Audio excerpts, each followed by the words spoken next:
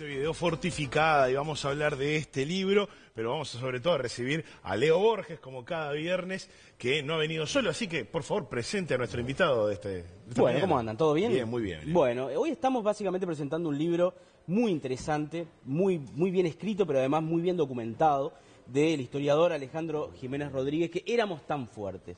Éramos tan fuertes es una historia de la muralla de Montevideo, la muralla de alguna manera, una muralla que ha estado en búsqueda constante en la historia de Montevideo. Bueno, ¿dónde estaban? Han encontrado pedazos, casi un misterio por momentos, y por eso también la leyenda sobrevuela este libro, Éramos tan fuertes, que de alguna manera obviamente comienza con la fundación de Montevideo. Claro. Comienza de alguna forma con ese intento de Zabala, un Zabala un poco remolón para fundar Montevideo al principio, pero empieza con una gran pregunta. Bueno, en el acá libro. desde el origen las cosas se hacen a su tiempo, Indolencia. a su modo. Indolencia. Pero yo creo que Buenos días. Buenos días. Bienvenida, profesora. Bienvenida a la clase. Llegó tarde, me parece que esto amerita. De alguna forma, la historia de Montevideo yo creo que tiene un primer jalón fundamental que el libro lo cuenta, y es la primera pregunta que creo que los televidentes se pueden hacer. ¿Quién fundó Montevideo? ¿Lo fundó Zabala o lo fundaron los portugueses? Bienvenido, Alejandro. Hola, ¿cómo les va? Bienvenido. Buena pregunta para hablar unos cuantos programas, ¿no? Estaba siempre esa tentación, ¿no? Que significaba, y más después de la fundación de Colonia, 1680, que portuguesa, que después pasa de mano en mano, ¿no? Que por los tratados la recupera España, pero después Portugal la ocupa otra vez. Y un poco en ese afán de tomar esta costa, los portugueses la venían relojeando, como quien dice, estaba ahí, había que ocuparla para después seguir hacia lo que era el Brasil, ¿no? Seguir teniendo ese límite, ¿no? Y bueno, tú dijiste muy bien, sí, hay la fundación en sí, Felipe V, el rey de España, el primer rey Borbón, hoy son los Borbones, siguen siendo los mismos los Borbones, le pide a Zabala que funde el Zabala de los caramelos, llama esa imagen, ¿no? tan además que no tan inventada. Y bueno, hay insistencia hasta que en un momento, en 1723, le avisan a Zabala de que los portugueses se instalaron en Montevideo. Y ahí ¿no? dijo, bueno, no me van a ganar de mano. Y ahí tuvo que... No, ya le habían ganado de mano. Ya le habían ganado, había pero que recuperar. lo que consta en actas... Sí, había que hacer una operación militar, ¿no? Para recuperar, porque ahí sí podían tener serios problemas con Felipe V. O sea, si se instalaban los portugueses, bueno... Ahí es que desalojan a los portugueses, que poco habían hecho alguna fortificación muy... Pero habían hecho una fortificación, sí, podemos hablar de... Sí, o sea que la fortificación está desde el origen de Montevideo. Claro, pero esa fortificación era muy precaria, era lo que se llamaba tierra, piedra, fajina, que eran ramas, de lo que fueron las primeras fortificaciones de Montevideo también, las que mandó a hacer Petrarca. O sea, las primeras son de eso, no son de piedra son a partir de 1740 cuando se empieza a construir la ciudadela. Que esa es otra historia también que yo cuento en el libro, ¿no? Yo hablo de historia y misterio porque además hay incluso hasta denuncias de corrupción ya en la construcción de la... Si quieren las contamos un poco. ¿Quién era Cardoso?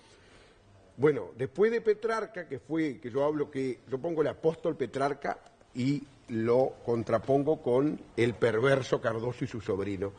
Porque Petrarca fue quien diseña la ciudad de Montevideo, o sea, que hace el cuadriculado, el primer frente de tierra. La ciudadela iba a estar en Río Negro, donde está hoy la Plaza Fabini o la Plaza del Entrevero. Pero por razones económicas se hizo más chica, o sea, hubiera sido más grande el recinto amurallado, ¿no? Bueno, dependíamos de Buenos Aires y a su vez del Virreinato del Perú. Entonces el dinero, obviamente los fondos para construir esa muralla, ¿no? Era bastante complicado que llegaran, ¿no? Con toda esa vuelta en ese momento. Entonces Petrarca pone plata en su bolsillo, o sea, y realmente fue una obra pública en la cual un privado, aunque fuera funcionario de la corona española, fue quien lo apuntaló esto, de aquellos ingenieros militares, no había arquitectos. Los proyectistas de las murallas eran ingenieros militares, claro. Eso es importante. Ahora, es interesante pensar por qué Montevideo se pensaba como una ciudad cerrada a diferencia de Buenos Aires, por ejemplo. Ahí está. ¿Por qué? En el libro yo lo explico. Buena pregunta, Soledad estudió. La Soledad, ¿no?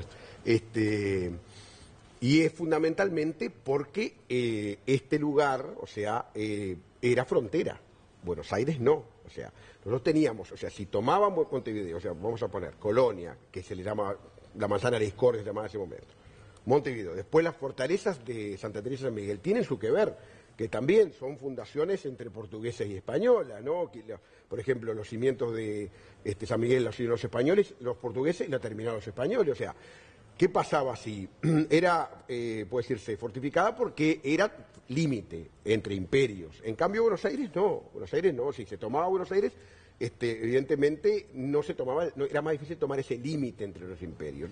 Tú hablabas de Cardoso. Bueno, Cardoso es quien toma la posta una vez que muere. En 1736 muere en Zavala y muere Petrarca. Y Petrarca ¿no? nunca vio su proyecto concretado. Nunca vio, porque además no se concretó su proyecto tampoco. No, O sea, no el que él había ideado. Fue más corto, lo hizo Cardoso. Y con Cardoso fue un desastre porque hubo denuncias de todo tipo, hasta de mal abuso, de maltrato con mujeres, contra él en Montevideo, de abuso de dinero, hacerse una casa con la plata para las fortificaciones, ¿no?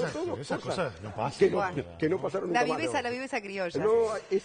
Criolla española más bien. Diego Cardoso. Diego Cardoso, claro. Era natural, era aquí Y oriental. después, no, Era eran españoles. Claro, pues además venían realmente con un currículum de haber estado en otros enclaves españoles, como Ceuta, Melilla, algunos estaban en otras colonias españolas, ¿no? A las cuales habían ido a fortificar. Porque estas fortificaciones de aquí, del Río de la Plata, son fortificaciones que vienen desde el modelo Vauban, que es el modelo de un ingeniero militar francés de Luis XIV, que a su vez tiene su origen en los holandeses. Hay todas teorías que no voy ahora a explicar. ¿Y cuándo finalmente se edifica entonces esta muralla? Y la muralla se empieza en 1740, el frente de tierra, todo lo que es desde el cubo del norte al cubo del sur. Nosotros desde un espacio cultural que se llama el pie de la muralla hacemos un recorrido que se llama cubo a cubo. Del cubo del norte, que es ahí al lado de las bóvedas, allá en la Rambla Portuaria, hasta el cubo del sur. Y el sistema era baluartado, no era ¿El cubo del sur dónde lo situaríamos hoy? Hoy frente al templo inglés, ¿no? Allí en la zona de Camacuá. Ahí está. Y ese era el frente de tierra. Y a su vez todo alrededor tenía muralla. O sea, era un recinto fortificado.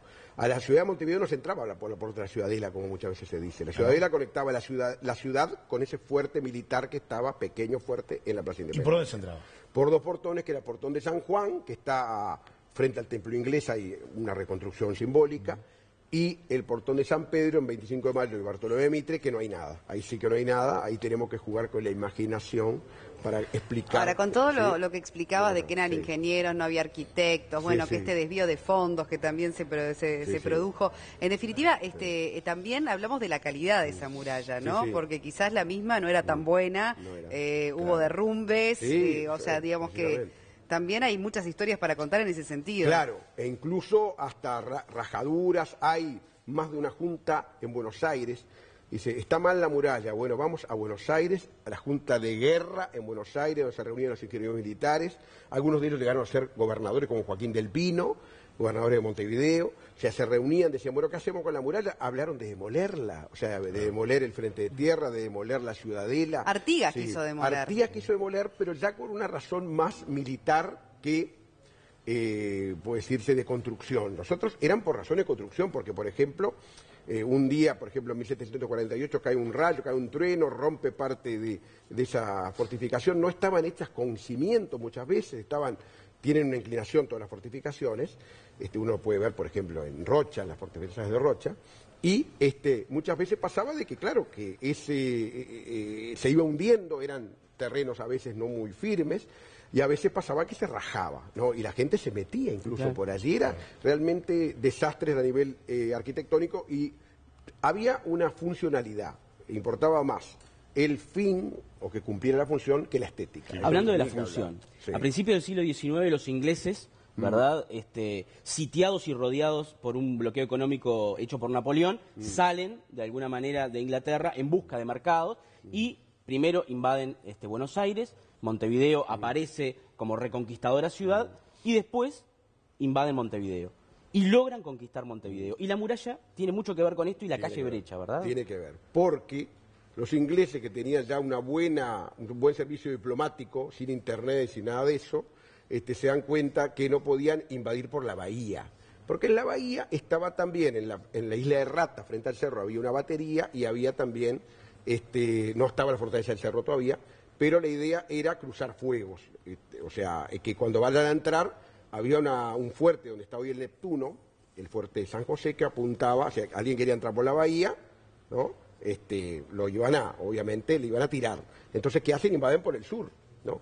Y en esa entrada por el sur es que en una noche estrellada, desde lo que es hoy la compañía del gas, habían puesto una batería, hacen la brecha y luego ingresan en la ciudad escalando también por el Cubo del Sur, ¿no? Eso fue el 3 de febrero de 1807 y lo que decís tú es muy cierto, o sea, ahí era el punto débil de la fortificación, ¿no? Que después, por supuesto, de las invasiones se reconstruye, se hace más grande ese Cubo del Sur, pero tiene que ver evidentemente esa historia. Alejandro, había, y Leo también, había una especie de toque de queda respecto al horario en que se podía permanecer fuera de la muralla. Exactamente, porque a las 8 de la noche sonaba el cañonazo y había que volver.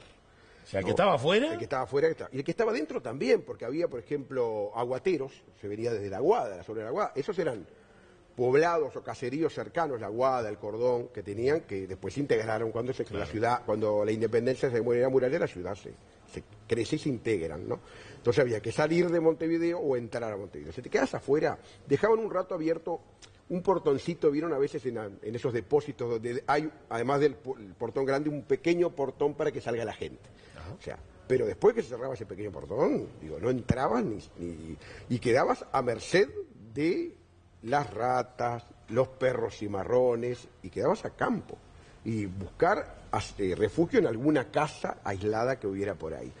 Eso le pasó a unos curas en 1811, después de la Batalla de las Piedras, españoles sospechosos de adherir al artiguismo, los echaron. Franciscanos, los echaron. Y 9 curas, que está en el libro esa imagen de Eckert, Diógenes Eckert, son expulsados, ¿no? Van saliendo en fila, ni lo dejaron llevar la Biblia, y le dijeron, váyanse con sus amigos los matereros, ¿no? Acá, digo, no los queremos porque ustedes quieren conspirar con Artigas.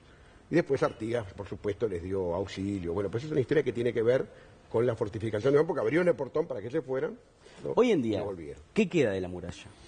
Y quedan en sí, más o menos son 340 metros que se ven en distintos lugares públicos, privados, porque en los últimos años ha habido como un rebrote del tema, ¿no? Se ha hecho relevamiento, 340, 350 metros, y hay también declaraciones de patrimonio, de monumento histórico. Ya el tramo desde Cubo del Norte hasta, desde Las Bóvedas, hasta Plaza Independencia, está todo declarado monumento histórico. Yo si tengo un inmueble privado ahí, no puedo hacer lo que quiera. Mira, sí, o sea, tiene valor turístico también, por ejemplo. Sí, nosotros, yo estoy vinculado a una organización que se llama El Pie de la Muralla, que hacemos algún recorrido de vez en cuando, se llama de cubo a cubo, con actores, recreamos la imagen esta del franciscano, bueno, hacemos metemos candombe, porque en la zona sur, al lado del templo inglés, donde está el templo inglés, los negros se reunían, ¿no?, para recrear un poco lo que eran las danzas que traían de su tierra natal, ¿no? Lo hacemos ahí y realmente es muy interesante ver cómo el patrimonio material e inmaterial se va juntando. El tango surge, por ejemplo, en boliches tanto cerca del Cubo del Norte como del Cubo del Sur, en los dos extremos de la ciudad, ¿no? Muy interesante desde ya. Bueno, está el libro Éramos tan fuertes, entonces. Voy a decir que es una edición de Cruz del Sur y Linardi Rizzo. Y voy a decir algo que si no mi familia me matan, y es que está dedicado a mi nieto Bruno, fuerza milagrosa que ilumina nuestras vidas, que nació en marzo y que vive en San Pablo.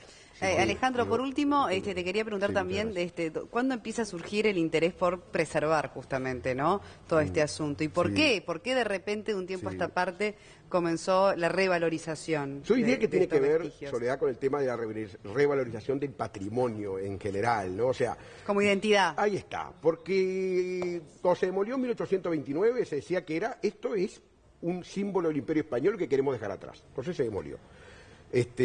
Pero ahora estamos en otra etapa. En 1959 se colocó en el mismo lugar donde había estado la Puerta de la Ciudadela y generó una polémica porque había gente que decía, los comerciantes decían, nos va a tapar, nos tapa la vista de la Plaza de Independencia, todas esas fundamentaciones, pero la fundamentación fue volver a abordar ese pasado colonial que era parte también de nuestra identidad, por más que en ese momento no éramos uruguayos, pero es parte de nuestra historia, es parte de nuestra prehistoria. De ahí viene el interés y realmente ha crecido y es muy bueno. Tenemos una pregunta para ambos que le va a hacer Fede desde la barra y les cuento de qué va. No tiene necesariamente que ver, pero todo dialoga, ¿no? Sí, Vos decías dale. que Todo se vaya a los tiene que ver curas con con sus amigos los matreros. Sí, Hay una confederación de criollos nativistas que está procurando impulsar una junta de firmas para que se declare la figura del gaucho patrimonio intangible de la humanidad, presentar frente a UNESCO, Cancillería y demás. Y hoy surgió un pequeño debate respecto a la figura del gaucho. Te quiero decir algo, Adelante, quiero Fede. confesar algo públicamente.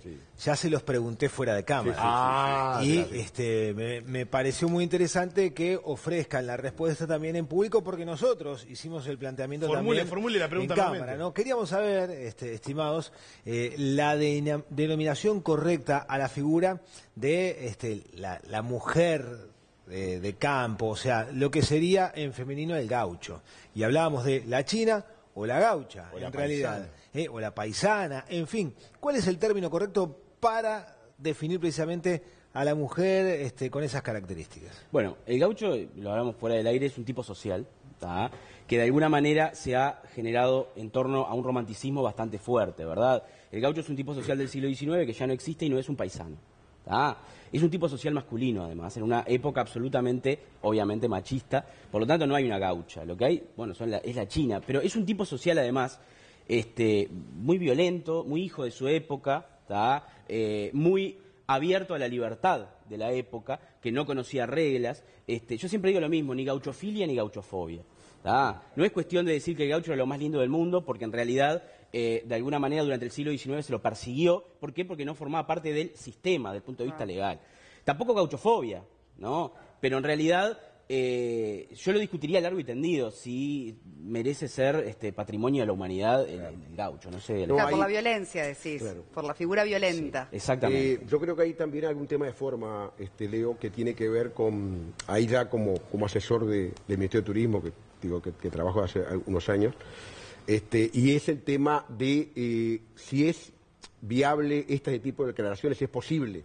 O sea, yo sé de una intendencia que hace unos años intentó que se declarara Patrimonio de la Humanidad el pericón específicamente.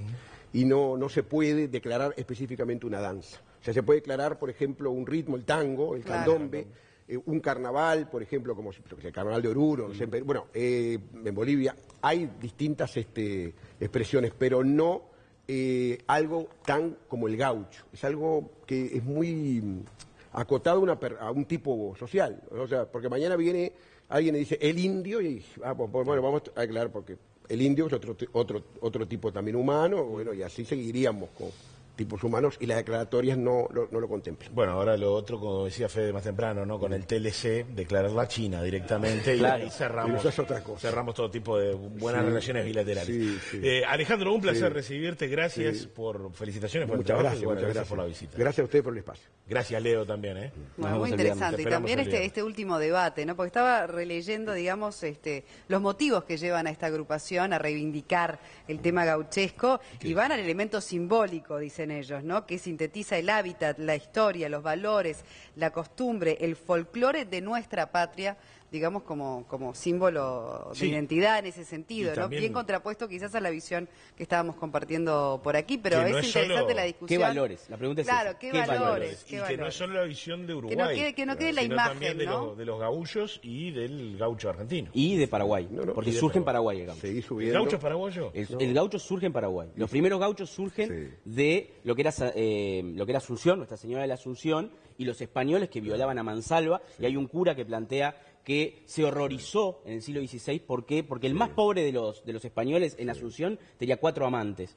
y el más rico 60. Por lo tanto, todos esos hijos, ¿verdad?, que obviamente no eran aceptados por el español, porque no eran españoles, pero tampoco eran muy aceptados por los indígenas porque eran fruto de violaciones. Esos son los gauchos, los primeros gauchos. Ya lo averiguaré. Apasionante. Averigüe.